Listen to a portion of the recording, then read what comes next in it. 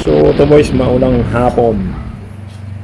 For today's video, Honda FB naman ang idadrop natin using LMT Springs from Silang, Cavite. So guys, fender gap check tayo. Yung front niya is using Nankang wait, anong size nito? Yun, 22540 R18s. So yung front niya 3 fingers. So daliri ko yun, 3 fingers. Front right 3 din. Ayan, 3 225. Then yung rear mas masikip eh, oh. Halos dos na lang to, or 2.5. Then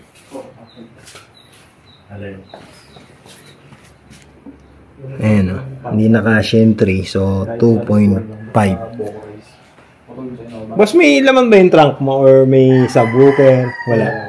Ayan, so pag ganitong case, most likely baka malambot na yung shock sa likod kasi mas mababa yung likod. So expectation natin ganun din, kung bubaba to ng 1, baka mas mababa yung likod. Check na lang natin mamaya.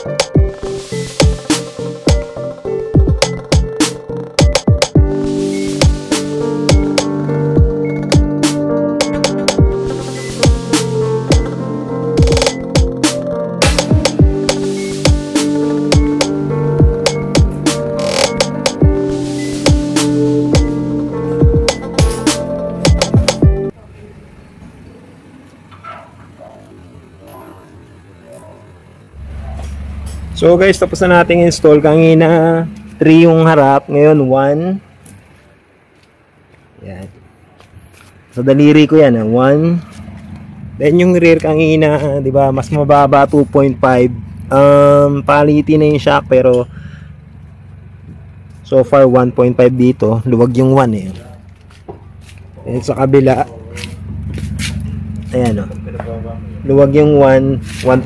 So 1.5 from 4 yung 3 yung front, 2.5. So kanina tingala siya pero ngayon gumanda yung tindig niya, mas mababa yung harap, which is good. Akala natin tingala pa rin after ng spring pero buti na lang maganda yung stance niya. Ay, ikaw mag-drive?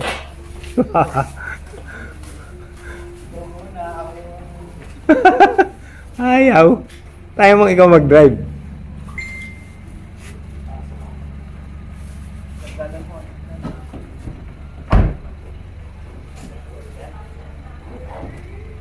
Ingat boss, ah. Thank you.